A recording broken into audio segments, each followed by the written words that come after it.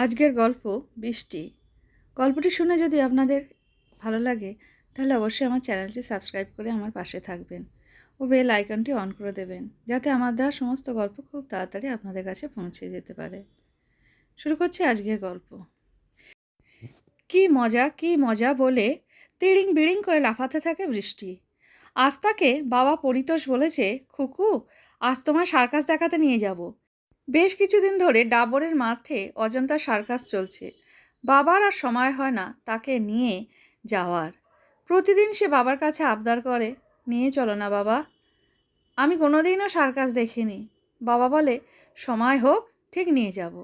আজ রবিবার, বাবার অফিস ছুটি, বৃষ্টির স্কুলও বন্ধ, তাই আজই যাবে তারা সার্কাস দেখতে। ঘরের জানালায় মুখ রেখে বৃষ্টি ভাবে, কখন বাবা আসবে কে জানে। দিনকে দিন বাবা যেন কেমন হয়ে যাচ্ছে। বাড়িতে যেন থাকতেই চায় না, সব সময় বাইরে। কোথায় যে ঘুরে বেড়ায় কে জানে। ছুটির দিনেও বাড়িতে থাকতে চায় না। তাকে বাড়িতে রেখে কোথায় যে যায় তার কথাটাও মনে থাকে না। সব কাজের মাসির উপরেই ভরসা। অথচ যখন মা ছিল রবিবারগুলো কী যে আনন্দে কাটত ভেবে বৃষ্টি কল্পনার রাজ্যে ভেসে বেড়াতে লাগলো। ছুটির দিনগুলো আগে থেকেই সব ঠিক করা থাকতো।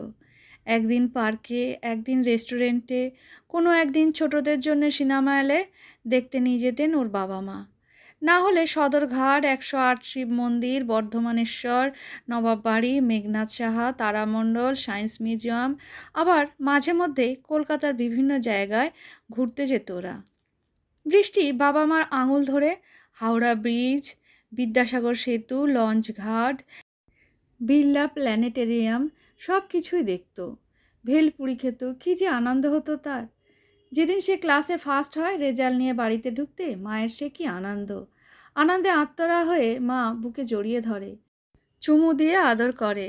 বাবা অফিস থেকে বাড়িতে পা দিতেই বাড়িতে রীতিমতো উৎসবের ইমেজ পড়ে গিয়েছিল।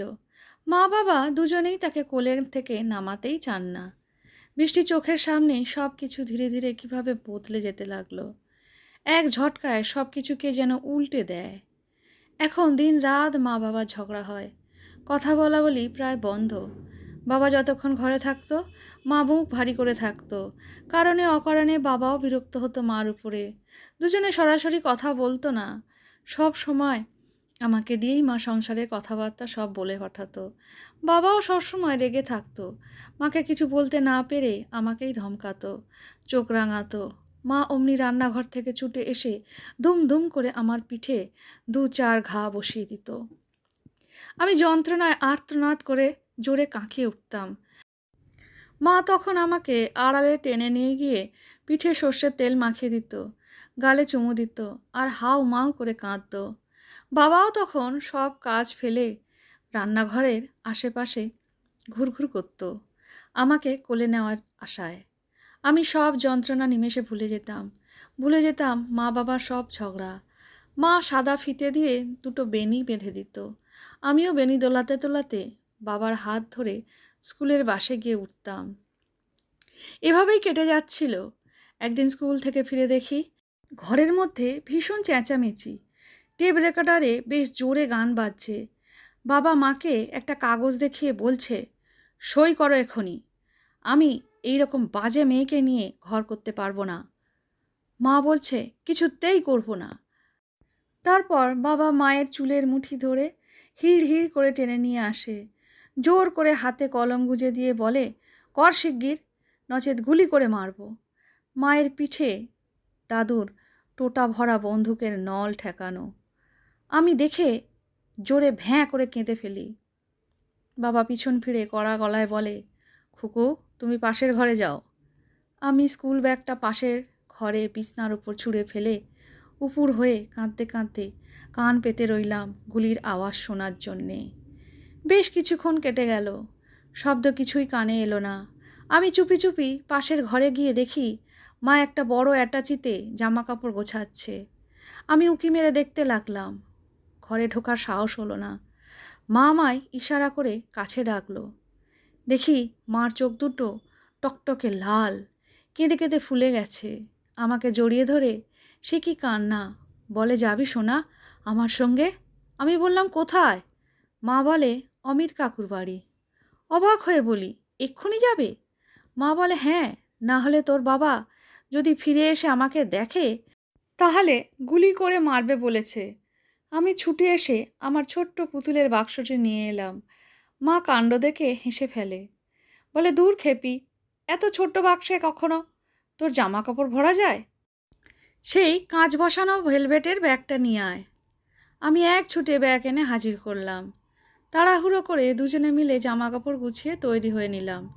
তখন আমার মনে শুধু একটাই প্রশ্ন, মা কেন দিদা, ঠাকুমা, পিসিমা, মাসিমার বাড়ি না গিয়ে অমিত কাকুর বাড়ি যাবে? মনে তখন অমিত কাকুর চেহারাটা ভেসে উঠতে লাগলো। বেশ কয়েকবার আমি অমিত কাকুকে এ বাড়িতে আসতে দেখেছি।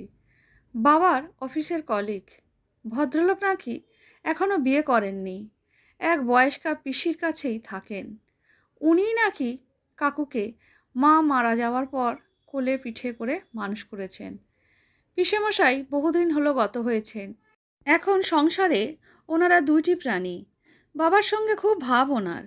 একদিন কথায় কথায় বাবাকে বলেছিলেন, স্কুল লাইফে এক সহপাঠিনীকে ভীষণ ভালোবাসতাম।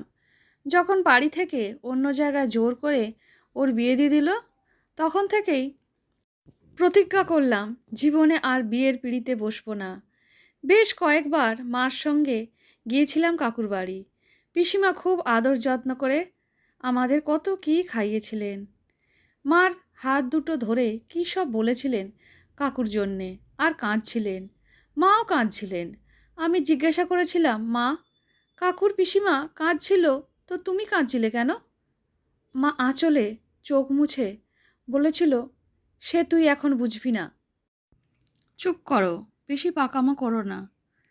অমিত কাকু যখনই আমাদের বাড়িতে আসতো আমার জন্যে সুন্দর সুন্দর খেলনা এনে দিত। তাই বলে বাবার সঙ্গে ঝগড়া করে ওদের বাড়ি যাওয়ার ব্যাপারটাতে আমি মনে মনে একেবারেই সায় দিতে পারিনি। কারণ কাকুর চেয়ে আমার কাছে বাবা ঢের ভালো। নিজের ঘরের জানলায় বসে বৃষ্টি হঠাৎ দেখতে পেল তার মায়ের নিজের হাতে লাগানো জামরুল গাছটায় গাছ ভর্তি ফুল এসেছে। সুপারি গাছের মাথা ভর্তি কাঁধি কাঁধি সুপারি ফলেছে। সাদা, হলুদ, বেগুনি চন্দ্রমল্লিকার মেলা বসে গেছে। ডিপ বেগুনি, সাদা, হলুদ, গোলাপি রঙের ডালিয়াগুলো নিজেদের মন ভরানো রূপ রং নিয়ে সকলের মন ভোলাচ্ছে। লাল গোলাপের ফুলগুলোকে সে যখন এক মন দিয়ে দেখে চলেছে, ঠিক সেই সময় দেখতে পেল একটা সুন্দর প্রজাপতি বড় লাল গোলাপের উপর বসে আছে। আনন্দে সে চিৎকার করে উঠে, ইস, কি সুন্দর! জানলা থেকে ছুটে নেমে দরজার দিকে ছোটে সে।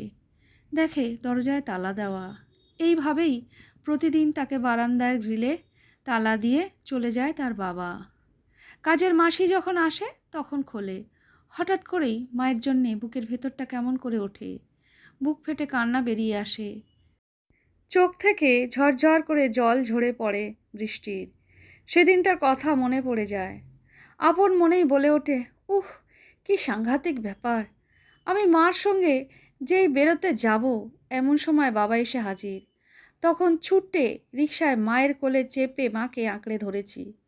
বাবা এসে চিলের মতো ছোঁ মেরে আমাকে টেনে হিঁচড়ে নামালো। আমি কাঁদতে লাগলাম। জামা কাপড়ের ব্যাগটাও মার কাছেই রয়ে গেল। বাবা চিৎকার করে বলল, তুই শয়তানি, যেখানে ইচ্ছা যা, জাহার নামে যা, আমার মেয়েকে তোর সঙ্গে যেতে দেব না, বুঝলি? মা গম্ভীর হয়ে রিকশাওয়ালাকে বলল, চলো। আমি স্পষ্ট দেখতে পেলাম মা আকুল হয়ে আমার দিকে তাকিয়ে তাকিয়ে আঁচলে চোখ মুছছে বারবার। আমাকে বাবা জোর করে ঘরের ভিতরে নিয়ে এলো। অনেক আদর করলো। আমাকে বুকে জড়িয়ে বলল, তোর মা যাক, যেখানে ইচ্ছা, তোকে আমি আমার মনের মতো করে মানুষ করব। দেখবি একদিন ঠিক ও নিজের ভুল বুঝতে পারবে। কাঁদিস না মা আমার, আমার কাছে তুই থাকবি। তোকে আমি মায়ের অভাব বুঝতে দেব না। আদর যত্নের মাত্রা বাবার যত বাড়ছিল তত যেন মাকে মনে পড়ছিল। বাবা দিনকে দিন রুগ্ন শীর্ণ হয়ে যাচ্ছিল। অফিস থেকে ফিরে কোথাও বের হতো না, চুপচাপ শুধু শুয়ে থাকতো। সিগারেটের ধোঁয়ায় ঘর সব সময় অন্ধকার হয়ে থাকতো। বাবা ধীরে ধীরে কেমন যেন অন্য মানুষ হয়ে গেল।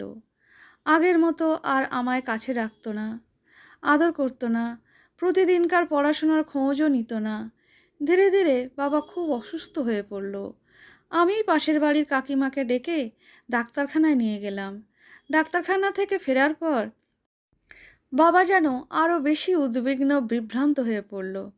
কথায় কথায় আমাকে কাছে ডাকে, মাথায় মুখে হাত বোলায় আর কাঁদে। রাত্রিবেলা বাবার ঘর থেকে শুধু গোয়ানি আর কান্নার আওয়াজ পেতাম।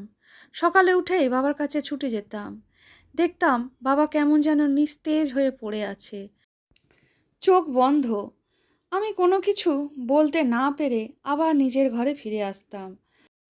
আমার এক দূর সম্পর্কের পিসি, যিনি বাবাকে দেখাশুনো করতেন, তিনি একদিন আমাকে বললেন, তোর বাবার খুব কঠিন অসুখ করেছে, অবস্থা খুব খারাপ, কাল ডাক্তারখানা নিয়ে যাওয়া হবে। তুই স্কুলে যাস না, বাড়িতেই থাকিস।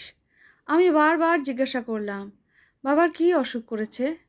পিসি বললেন না, বললেন সে শুনে আর কাজ নেই। পরদিন ডাক্তারখানা থেকে ফিরে শুনলাম অপারেশন করতে হবে, তাহলেই বাবা সেরে উঠবেন। মনে মনে খুব খুশি হলাম। বাড়ি ঢুকতেই বাবা আমায় ডাকলো, কাছে বসিয়ে অনেকক্ষণ আদর করলো। বলল, খুকু, আজ তুমি আমার ঘরে শোবে। তোমার বুলি পিসিকে আমি ছুটি দিয়েছি। আমি দ্বিগুণ আনন্দে লাফিয়ে উঠি। বাবার খুশি খুশি মুখ দেখে আমি সাহস করে কথাটা বলেই ফেলি। বহুদিন থেকে বলি বলি করে বলা হয়ে ওঠেনি। বলি, বাবা, আমাকে একবার মার কাছে নিয়ে যাবে? নিশ্চয়ই, তুমি যাবে? তাহলে কালই নিয়ে যাব।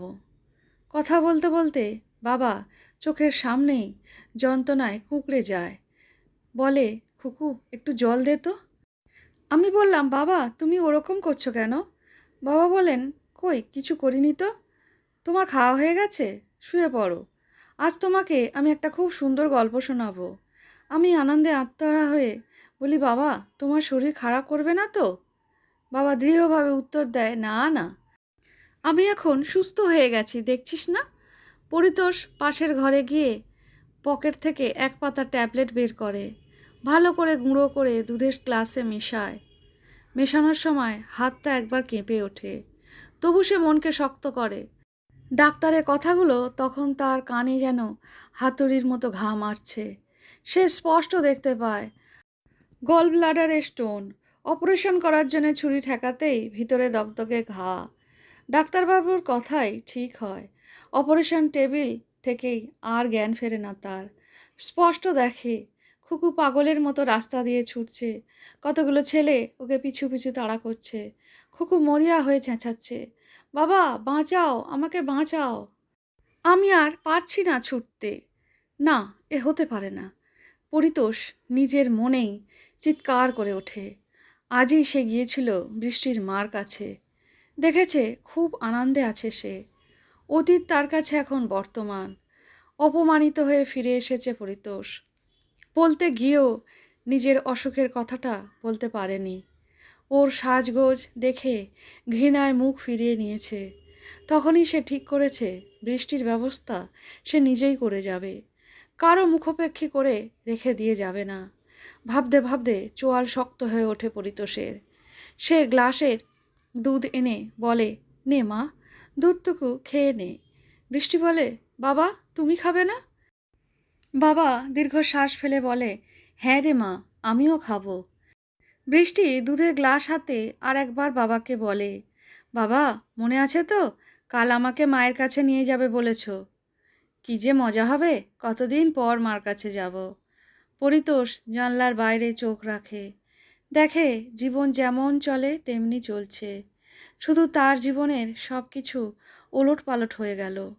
মার কাছে যাওয়ার আনন্দে বৃষ্টি ঢকঢক করে সব দুধ পান করে নিল এক নিঃশ্বাসে। কিছুক্ষণের মধ্যেই সে বুঝতে পারে তার দু চোখ ঘুমে বন্ধ হয়ে আসছে। সে সোজা হয়ে দাঁড়াতে পারে না, ধপ করে বিছনায় পড়ে যায়। দু চোখে ঘুমের বন্যা নেমে আসে। সে দেখে মা এসেছে। বাবা মার হাত ধরে সে নাচতে নাচতে হাওড়া ব্রিজের উপর দিয়ে হেঁটে চলেছে। অবাক কাণ্ড, বাবা মা তাকে রূপকথার গল্প শোনাচ্ছে। ব্রিজের উপর সেই জনসমুদ্র নেই, কেবল তারা তিনজন। হঠাৎ কোথা থেকে এক পাগল মায়ের দিকে তেড়ে এলে মা ভয়ে পালাতে গিয়ে পা ফসকে গেল। তারা দেখল একদিকে রেলিং ভেঙে পড়েছে, আর সেই ভাঙা রেলিং দিয়ে মা গঙ্গার জলে পড়ে যাচ্ছে। বাবা ছুটে গিয়ে হাত বাড়ায়, মা ধীরে ধীরে নাগালের বাইরে চলে যাচ্ছে। বৃষ্টি জোরে চিৎকার করে ওঠে, বাবা, মাকে ধরো, মা পড়ে যাচ্ছে, মা, মা, মা গো। পরিতোষ যখন দেখে তারই চোখের সামনে বৃষ্টি ঢলে পড়ল, তখন সেও বাকি দুধটুকু এক নিঃশ্বাসে খেয়ে ফেলে। তারপর মেয়ের পাশেই শুয়ে পড়ে। ধীরে ধীরে তার সজল চোখের পাতা বুজে আসে। সে স্পষ্ট শুনতে পায় বৃষ্টির মার গলা। সে আকুল হয়ে বন্ধ দরজায় ধাক্কা দিচ্ছে। খুকু, দরজা খোলো, আমি এসেছি মা আমার, দরজা খোলো। পরিতোষ একবার ওঠার চেষ্টা করে, পারে না। তার দু চোখে তখন সব কিছু রঙিন বেলুন হয়ে উড়ে বেড়ায়। গল্পটি সম্পূর্ণ শোনার জন্য ধন্যবাদ। গল্পটি কেমন লাগলো কমেন্ট করে জানাবেন।